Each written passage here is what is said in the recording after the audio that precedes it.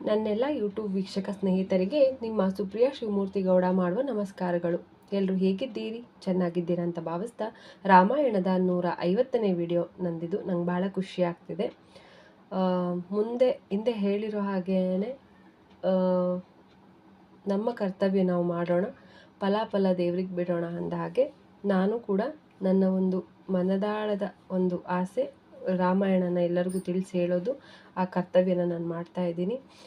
ಹಾಗೆಯೇ ನಾನು ಅಂದ್ಕೊಂಡಷ್ಟು ಲೈಕ್ ಆಗಿಲ್ಲ, ಹಾಗೆ ಸಬ್ಸ್ಕ್ರೈಬರು ಆಗಿಲ್ಲ. ಹಾಗೆ ಯೂಟ್ಯೂಬ್ ಚಾನಲ್ ಅವರು ಯಾವುದ್ಯಾವುದೋ ವೀಡಿಯೋಗಳನ್ನು ತಗೊಳ್ತಾರೆ, ಅವಾರ್ಡ್ಗಳನ್ನು ಕೊಡ್ತಾರೆ. ಆದರೆ ಈ ಒಂದು ರಾಮಾಯಣನ ಒಂದು ಪ್ರಾರಂಭ ಮಾಡಿದಾಗಿಂದನೂ ಈ ಒಂದು ನನ್ನ ಚಾನಲ್ನ ಅವರಿನ್ನೂ ಎಕ್ಸೆಪ್ಟ್ ಮಾಡಿಲ್ಲ ಅನ್ನೋದು ನನಗೆ ಇನ್ನೂ ತುಂಬ ಬೇಜಾರಿದೆ. ಆದಷ್ಟು ಬೇಗ ಎಲ್ಲ ಒಳ್ಳೆಯದಾಗಲಿ ಅಂತ ಶ್ರೀರಾಮರಲ್ಲಿ 150ನೇ ವಿಡಿಯೋದಲ್ಲಿ ಕೇಳ್ಕೊತ, ಆದಷ್ಟು ಈ ರಾಮಾಯಣನ ಕೇಳಿ ಎಲ್ಲರಿಗೂ ಶೇರ್ ಮಾಡಿ, ಲೈಕ್ ಮಾಡಿ ಅಂತ ಹೇಳ್ತಾ, ರಾಮಾಯಣನ 150ನೇ ಭಾಗವನ್ನು ಪ್ರಾರಂಭ ಮಾಡೋದಕ್ಕೂ ಮುನ್ನ 149ನೇ ಭಾಗದಲ್ಲಿ ಅಯೋಧ್ಯ ರಾಮರ ಒಂದು ಅರಮನೆಗೆ ಆಗಮಿಸಿದಂಥ ಸಪ್ತ ಋಷಿಗಳು ರಾಮರ ಬಗ್ಗೆ ಯೋಗಕ್ಷೇಮನೆಲ್ಲ ವಿಚಾರಿಸಿ ನಂತರ ರಾಮರು ಕೇಳಿದಂತಹ ಒಂದು ಪ್ರಶ್ನೆ, ರಾವಣನಿಗಿಂತನೂ ಅವರ ಮಗನಾದಂತಹ ಇಂದ್ರಜಿತವು ಹೇಗೆ ಪರಾಕ್ರಮಿಯಾಗಿದ್ದಾನೆ, ಅವನ ಒಂದು ವೃತ್ತಾಂತ ಏನು ಅಂತ ಕೇಳಿದಾಗ ಸಪ್ತ ಋಷಿಗಳಲ್ಲಿ ಅಗಸ್ತ್ಯ ಮಹಾಮುನಿಗಳಾದ ಋಷಿಗಳು ಅವನ ಬಗ್ಗೆ ವಿವರಿಸ್ತಾ ಇದ್ದಾರೆ. ಆ ಒಂದು ಮುಂದಿನ ವಿಡಿಯೋ 150ನೇ ವಿಡಿಯೋ ನಾನೀಗ ಪ್ರಾರಂಭಿಸ್ತಾ ಇದ್ದೀನಿ ಸ್ನೇಹಿತರೆ. ಅಗಸ್ತ್ಯರ ಪ್ರವಚನವನ್ನು ಬಹಳ ಆನಂದದಿಂದ ಕೇಳುತ್ತಾ ಕುಳಿತಿದ್ದಂತಹ ರಾಮರು ಅವರ ಮಾತುಗಳನ್ನು ವಿನಯವಾಗಿ ತಡೆದು, ಈ ಕಥೆಯನ್ನು ಆಲಿಸಲು ನಾನು ಕಾತರನಾಗಿದ್ದರೂ ಸಹ ಕೆಲ ಅಂಶಗಳು ತಿಳಿಯಲು ಕುತೂಹಲನಾಗಿದ್ದೇನೆ. ಯಾವ ಸಂದರ್ಭದಲ್ಲಿ ರಾಕ್ಷಸರು ಲಂಕೆಯಲ್ಲಿ ನೆಲೆಸಲು ಬಂದಿದ್ದರು ಹಾಗೂ ರಾಕ್ಷಸರು ಮೂಲತಃ ಪುಲಸ್ತ್ಯರ ಹುಬ್ಬುಗಳಿಂದ ಹುಟ್ಟಿದರೆಂದು ನಾನು ಕೇಳಿದ್ದೇನೆ. ಆದರೆ ಅವರ ಜನ್ಮದ ಕಾರಣವು ಬೇರೆ ಎಂಬುದಾಗಿ ಇಲ್ಲಿ ತೋರುತ್ತಿದೆ. ಮೂಲತಃ ರಾಕ್ಷಸರ ಪೂರ್ವಜರು ಯಾರು? ಅವರು ರಾವಣನ ಹೋಲಿಕೆಯಲ್ಲಿ ಎಷ್ಟು ಶಕ್ತಿಶಾಲಿಗಳಾಗಿದ್ದರು? ಅವರನ್ನು ಲಂಕೆಯಿಂದ ಭಗವಾನ್ ವಿಷ್ಣು ಓಡಿಸಿ ಪಾತಾಳ ಲೋಕದಲ್ಲಿ ನೆಲೆಸುವಂತೆ ಮಾಡಲು ಕಾರಣವೇನು ಎಂದು ಕೇಳಿದನು. ಆಗ ತಮ್ಮ ನಿರೂಪಣೆಯನ್ನು ಮುಂದುವರಿಸಿದ ಅಗಸ್ತ್ಯರು, ಸೃಷ್ಟಿಯ ಆರಂಭದಲ್ಲಿ ಬ್ರಹ್ಮದೇವನು ಸಮುದ್ರಗಳನ್ನು ನಂತರ ಜೀವಿಗಳನ್ನು ಸೃಷ್ಟಿಸಿದನು.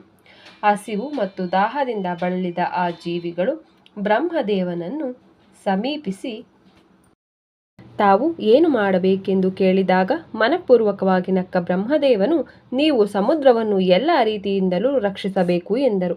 ಸೃಷ್ಟಿಯಾಗಿದ್ದ ಕೆಲ ಜೀವಿಗಳು ನಾವು ರಕ್ಷಿಸುತ್ತೇವೆ ಎಂದರೆ, ಇನ್ನು ಕೆಲವು ನಾವು ಭಕ್ಷಿಸುತ್ತೇವೆ ಎಂದರು. ಮೊದಲನೆಯ ಗುಂಪನ್ನು ರಾಕ್ಷಸರೆಂದು ಮತ್ತು ಎರಡನೆಯ ಗುಂಪನ್ನು ಯಕ್ಷರೆಂದು ಕರೆಯಲಾಗುವುದು ಎಂದು ಬ್ರಹ್ಮದೇವನು ಘೋಷಿಸಿದನು. ಏತಿ ಮತ್ತು ಪ್ರಹೇತಿ ಎಂಬ ಇಬ್ಬರು ರಾಕ್ಷಸ ಮುಖಂಡರಿದ್ದರು. ಸ್ವಭಾವತಃ ಸದ್ಗುಣಿಯಾಗಿದ್ದ ಪ್ರಹೇತಿಯು ತಪಗಳನ್ನು ಮಾಡಲು ಕಾಡಿಗೆ ತೆರಳಿದನು. ಮದುವೆಯಾಗಲಿಚ್ಛಿಸಿದ ಏತಿಯು ಯಮನ ಸಹೋದರಿಯಾದ ಭಯಾಳನ್ನು ತನ್ನ ಸ್ವಪ್ರೇರಣೆಯಿಂದ ವರಿಸಿದನು. ಕಾಲನ ಸಹೋದರಿಯಾಗಿದ್ದ ಅವಳು ಬಹಳ ಘೋರವಾದ ವ್ಯಕ್ತಿತ್ವವುಳ್ಳವಳಾಗಿದ್ದಳು. ಅವಳಿಂದ ಏತಿಯು ವಿದ್ಯುಕ್ತೇಶ ಎಂಬ ಪುತ್ರನನ್ನು ಪಡೆದನು. ದೊಡ್ಡವನಾದ ವಿದ್ಯುಕ್ತೇಶನಿಗೆ ಏತಿಯು ಸಂಧ್ಯಾಳ ಪುತ್ರಿಯಾದ ಸಲಕತಂಕ ಎಂಬುವವಳನ್ನು ವಿವಾಹ ಮಾಡಲಾಯಿತು. ನಂತರ ಸಲಕತಂಕ ಮಂದರ ಪರ್ವತ ಇಳಿಜಾರಿನಲ್ಲಿ ಒಬ್ಬ ಪುತ್ರನಿಗೆ ಜನ್ಮ ನೀಡಿದಳು. ಆದರೆ ತನ್ನ ಪತಿಯೊಡನೆ ಕೇವಲ ಸಂಬಂಧವನ್ನು ಅನುಭವಿಸಲು ಆಶಿಸಿದ ಮಗುವನ್ನು ಎರಲು ಇಚ್ಛಿಸದಿದ್ದ ಕಾರಣದಿಂದ ಅವಳು ಆ ಶಿಶುವನ್ನು ಪರಿತ್ಯಜಿಸಿದಳು. ತಿರಸ್ಕೃತಗೊಂಡ ಶಿಶುವು ಅಳಲಾರಂಭಿಸಿದಾಗ ತನ್ನ ಮಡದಿಯಾದ ಪಾರ್ವತಿಯೊಡನೆ ತನ್ನ ವಾಹನವಾದ ನಂದಿಯ ಮೇಲೆ ಕುಳಿತು ಅಲ್ಲಿಂದ ಹೋಗುತ್ತಿದ್ದ ಭಗವಾನ್ ಶಿವನು ಆ ಶಿಶುವನ್ನು ಕಂಡನು.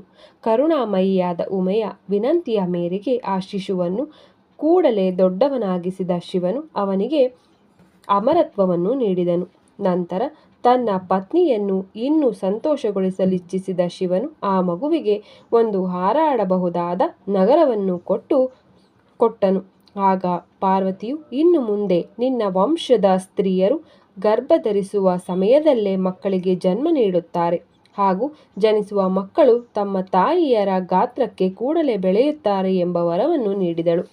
ಈ ವರವನ್ನು ಪಡೆದು ಬಹಳ ಗರ್ವಗೊಂಡ ಸ್ಥಲಕಂತಕ ಮತ್ತು ವಿದ್ಯುಕ್ತೇಶನ ಮಗನಾದ ಸುಕೇಶನು ವಿಮಾನದಲ್ಲಿ ತನ್ನ ಇಚ್ಛೆಯಂತೆ ತಿರುಗಾಡಲಾರಂಭಿಸಿದನು.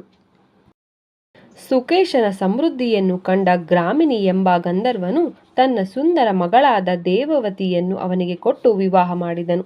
ನಂತರ ಮಾಲ್ಯವಾನ್, ಸುಮಾಲಿ ಮತ್ತು ಮಾಲಿ ಎಂಬ 3 ಪುತ್ರರನ್ನು ಸುಕೇಶನು ದೇವವತಿಯಿಂದ ಪಡೆದನು. ತಮ್ಮ ತಂದೆಯು ವರಗಳನ್ನು ಪಡೆದು ಶಕ್ತಿಶಾಲಿಯಾದನೆಂದು ತಿಳಿದ 3 ಪುತ್ರರು ಘೋರವಾದ ತಪಸ್ಸುಗಳನ್ನು ಮಾಡುವುದರ ಮೂಲಕ ಯಶಸ್ಸನ್ನು ಪಡೆಯಲು ತೀರ್ಮಾನಿಸಿ ಮೇರು ಪರ್ವತಕ್ಕೆ ಹೋದರು. ಸುಕೇಶನ 3 ಪುತ್ರರ ಘೋರವಾದ ತಪಸ್ಸುಗಳನ್ನು ಎಲ್ಲ ಜೀವಿಗಳ ಭಯಕ್ಕೆ ಕಾರಣವಾದವು. ಆ 3 ಸಹೋದರರ ಕೋರಿಕೆಯನ್ನು ಪೂರೈಸಿ ಅವರ ತಪಶ್ಚರ್ಯಗಳನ್ನು ನಿಲ್ಲಿಸಲಾಶಿಸಿದ ಬ್ರಹ್ಮದೇವನು ಅವರ ಮುಂದೆ ಪ್ರತ್ಯಕ್ಷನಾದನು. ವರಗಳನ್ನು ಬೇಡಲು ಹೇಳಿದಾಗ ಆ ಸಹೋದರರು, ಪ್ರಭುವೇ, ನಾವು ದೀರ್ಘಾಯುಷಿಗಳಾಗಬೇಕು ಮತ್ತು ನಮ್ಮ ವೈರಿಗಳ ಹೃದಯದಲ್ಲಿ ಭಯ ಹುಟ್ಟಿಸುವಷ್ಟು ಬಲಶಾಲಿಗಳಾಗಬೇಕು, ಇಚ್ಛಿಸಿದಾಗ ಅದೃಶ್ಯವಾಗುವಂತಹವರಾಗಬೇಕು, ಅಂತಹ ವರವನ್ನು ನೀಡಿ ಹಾಗೂ ನಮ್ಮ ನಡುವೆ ಯಾವಾಗಲೂ ಪರಸ್ಪರ ಪ್ರೀತಿ ಇರುವಂತೆ ಅನುಗ್ರಹಿಸಿ ಎಂದು ಕೋರಿದನು. ತಥಾಸ್ತು ಎಂದ ಬ್ರಹ್ಮದೇವನು ಅಲ್ಲಿಂದ ಅದೃಶ್ಯನಾದನು. ತಮ್ಮ ವರಗಳಿಂದ ನಿರ್ಭೀತರಾದಂತಹ ಮಾಲ್ಯವಾನ್, ಸುಮಾಲಿ ಹಾಗೂ ಮಾಲಿಯರು ದೇವತೆಗಳನ್ನು ಮತ್ತು ದೈತ್ಯರನ್ನು ಪೀಡಿಸಲು ಪ್ರಾರಂಭಿಸಿದರು. ತಮ್ಮ ಮುಖಂಡರ ಶಕ್ತಿಯಿಂದ ಉತ್ತೇಜಿತರಾದ ರಾಕ್ಷಸರು ವಿಶ್ವಕರ್ಮನನ್ನು ಗುಂಪುಗೂಡಿಸಿ ಸಮೀಪಿಸಿ ದೇವತೆಗಳಿಗೆ ಸಮಾನವಾದಂತಹ ವಾಸಸ್ಥಳವೊಂದನ್ನು ನಿರ್ಮಿಸುವಂತೆ ಕೇಳಿಕೊಂಡರು.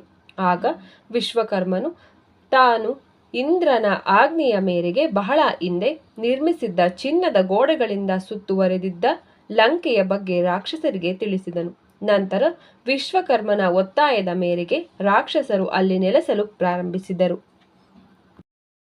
ಆ ಕೂಡಲೇ ಗಂಧರ್ವಳಾದ ನರ್ಮದೆಯು ತನ್ನ 3 ಪುತ್ರಿಯರನ್ನು ಮಾಲ್ಯವಾನ್, ಸುಮಾಲಿ ಮತ್ತು ಮಾಲಿಯರಿಗೆ ವಿವಾಹದಲ್ಲಿ ಕೊಟ್ಟಳು. ಮಾಲ್ಯವಾನನು ವಿರೂಪಾಕ್ಷ ಮತ್ತು ದುರ್ಮುಖರ ಒಳಗೊಂಡಂತೆ ಹಲವಾರು ಪುತ್ರರನ್ನು ತನ್ನ ಪತ್ನಿಯಿಂದ ಪಡೆದನು.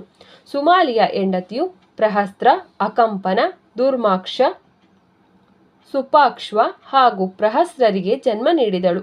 ಮಾಲಿಯು ವಿಭೀಷಣನ 4 ಮಂತ್ರಿಗಳಾದಂತಹ ಅನಲ, ಅನೀಲ, ಹರ ಮತ್ತು ಸಂಪಾತಿಯರನ್ನು ತನ್ನ ಪತ್ನಿಯಿಂದ ಪಡೆದನು. ತಮ್ಮ ತಂದೆಯರಂತೆ ಗರ್ವಿತರಾದ ಈ ಮಕ್ಕಳೆಲ್ಲರೂ ದೇವತೆಗಳನ್ನು ಪೀಡಿಸಲಾರಂಭಿಸಿದರು. ಸ್ನೇಹಿತರೆ, ರಾಮಾಯಣದ 150ನೇ ಭಾಗವನ್ನು ನಾನಿಲ್ಲಿಗೆ ಮುಕ್ತಾಯಗೊಳಿಸ್ತಿದ್ದೀನಿ. ಮುಂದಿನ ಸಂಚಿಕೆಯಲ್ಲಿ ಭೇಟಿಯಾಗೋಣ ಅಂತ ಹೇಳ್ತಾ ನಿಮಗೆಲ್ಲರಿಗೂ ನನ್ನ ನಮಸ್ಕಾರ. ಜೈ ಶ್ರೀರಾಮ್. ಸಮಯದ ಅಭಾವದಿಂದಾಗಿ ಇಂದು ವಿಡಿಯೋ ಎಡಿಟ್ ಮಾಡೋಕ್ಕಾಗಲ್ಲ. ಪಿಕ್ಚರ್ಗಳಾಗ್ತಾನೆ, ಹಾಗೆ ವಾಯ್ಸ್ ರೆಕಾರ್ಡ್ ಮಾತ್ರ ಆಗ್ತೀನಿ. ದಯವಿಟ್ಟು ಅಕ್ಸೆಪ್ಟ್ ಮಾಡ್ಕೊಳ್ಳಿ. ಜೈ ಶ್ರೀರಾಮ್.